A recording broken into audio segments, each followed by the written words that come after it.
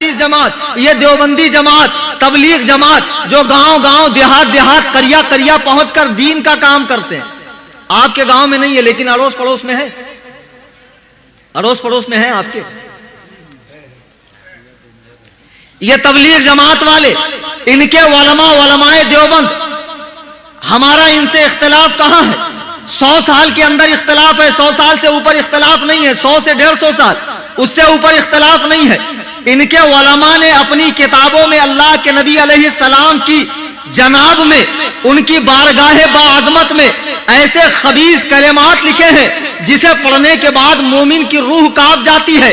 جیسے خباثتوں کا خمیر، دیوبندی جماعت کا سریل امیر ملا اشرف علی تھانوی کہاں پیدا ہوا تھا؟ تھانہ میں. اور مرا کہاں تھا؟ پخانہ میں. اشرف علی تھانوی نے اپنی کتاب حفظ الایمان میں سرکار علیہ السلام کے علم شریف کو بچوں، پاگلوں، جانوروں، درندوں، جمی حیوانات کے برابر کہا ہے. کلیجے پر ہاتھ رکھ کر بتاؤ ایسی خبیث بات کہنے والا مسلمان ہو سکتا ہے؟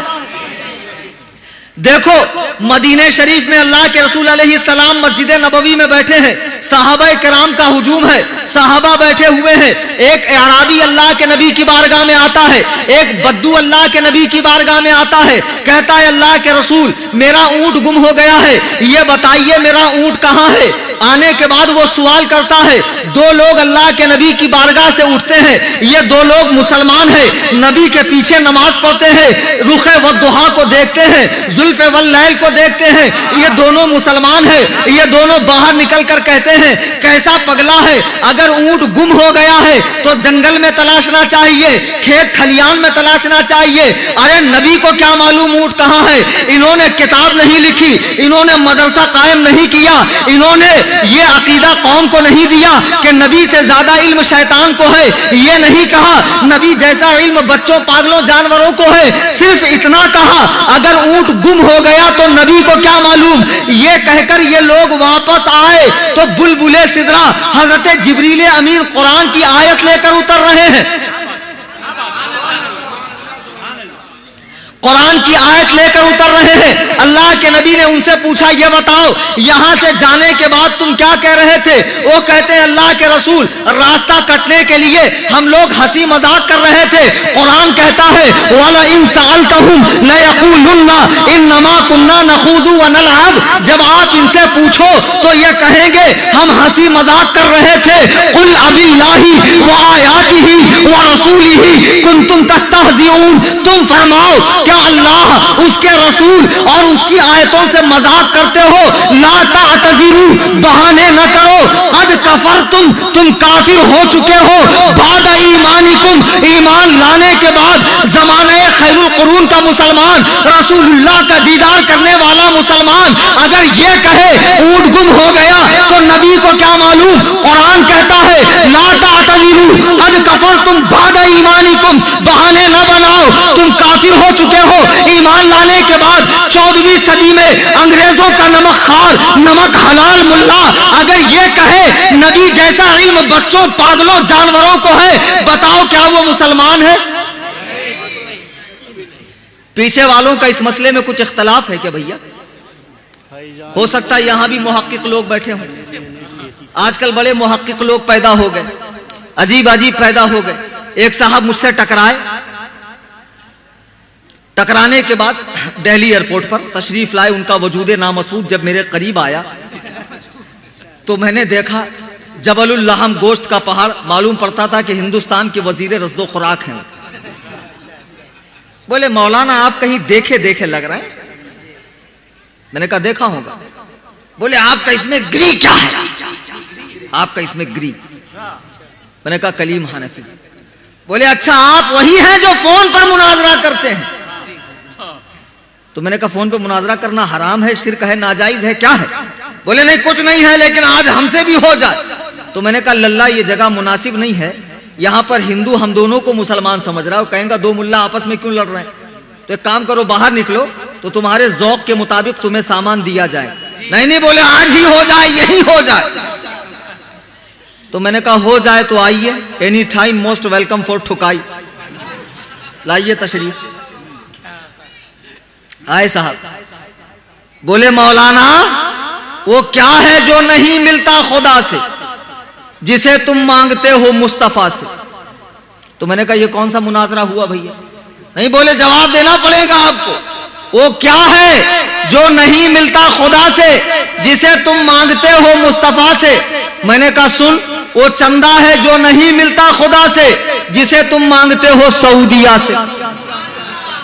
नहीं मांगते, इतने बड़े गदहुल लजी हैं, अल्लाह के सिवा किसी से मांगना शिर्क शिर्क शिर्क। अल्लामा निजामी सही कहते थे, वहाबी बोलता मगर समझता नहीं, अकल तो होती नहीं। इनका अकीदा क्या है? हुजूर मर के मिट्टी में मिल गए, अकीदा है ना। यहां कोई वाकई में आलिम बैठा हो जो दरसे निजामी का माहिर हो तो उससे पूछना, अरबी जुबान की एक लुगत है लिसानुल अरब, और लुगत किसी मसलक की नहीं होती, मुत्तफकुन अलैह होती लुगत, डिक्शनरी। उसमें लफ्ज हुजूर का माना देखो, ये क्या कहते हैं? नबी मर के मिट्टी में मिल गए। लिसानुल अरब में अल्लामा मंजूर अफरीकी रहिमहुल्लाह हुजूर का माना लिखते हैं करीब रहने वाला, पास रहने वाला। ये लोग खुद कहते ना हुजूर सल्लल्लाहु अलैहि वसल्लम, गधे कहते भी हैं कि करीब रहने वाले, और फिर कहते हैं कि मट्टी में मिल गए। यही इनके अंदर है। अल्लामा निजामी फरमाते थे वहाबी बोलता है मगर समझता नहीं, और हकीकत है ना इनके बड़ों के पास अक्ल थी ना इनके पास अक्ल है। बुक तो देंगे, बकते भी नहीं है, बुकते हैं। बुक देंगे लेकिन मालूम नहीं क्या बुका। एक साहब बड़े ताव में आए, बोले मौलाना आप हमारे पीछे नमाज क्यों नहीं पढ़ते? तो मैंने कहा तू मुसीबत कौन सी यार, मैं तेरे पीछे नमाज क्यों पढ़ूं? नमाज का वक्त भी तो नहीं है। तू है कौन? बोले मौलाना मैं देवबंदी, मैं देवबंदी। तो मैंने कहा सुन, अल्लाह ने औरतों को 3 चीज नहीं दी। अल्लाह ने औरतों को नबी बनाया, अरे बोलो भाई, नबूवत नहीं दी। कोई खलीफा औरत बनी, अल्लाह ने खिलाफत नहीं दी। अल्लाह कोई इमाम औरत बनी आज तक, अल्लाह ने औरत को नबूवत भी नहीं दी, खिलाफत भी नहीं दी, इमामत भी नहीं दी। मैंने कहा सुन, हम अल्लाह के बंदे और हमारी मस्जिद में इमाम अल्लाह का बंदा, तो बंदे की नमाज बंदे के पीछे होती है, बंदे की नमाज बंदे के पीछे होती। अब मैं अल्लाह का बंदा और तू देव की, अब बंदे की नमाज बंदी के पीछे होगी, बंदे की नमाज बंदी के पीछे होगी। और भी बंदी किसकी? देव की। अकल तो है नहीं, बोल तो देंगे देव बंदी, इतना घटिया नाम है कि नाम से ही कराहत होती है। बहरहाल इन्हीं देवबंदी मौलवियों ने अपनी किताबों में ये सारी खबासत लिखी है। ये तो देवबंदी लंका का एक रावण था, अशरफ अली थानवी, जिसकी किताब मैंने बताई।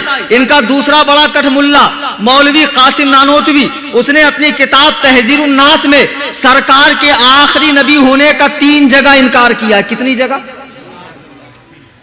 मुसलमानों का बच्चा बच्चा जानता है कि जितने नबी आने थे आदम से हजरत ईसा तक आ गए, लेकिन जब बतने आमिना से आमिना का लाल दुनिया में तशरीफ लाया तो इस हैसियत से तशरीफ लाया कि अब 7 तबक जमीन और 7 तबक आसमान में नबी की हैसियत से कोई पैदा हो ही नहीं सकता है। अल्लाह ने सरकार के दोनों शानुओं के बीच में मोहरे नबूवत लगा दी है और ये इरशाद फरमा दिया कि अब मुहम्मदुर रसूलुल्लाह के बाद जमीन के 7 तबकात और आसमान के 7 तबकात में कोई नबी आ ही नहीं सकता।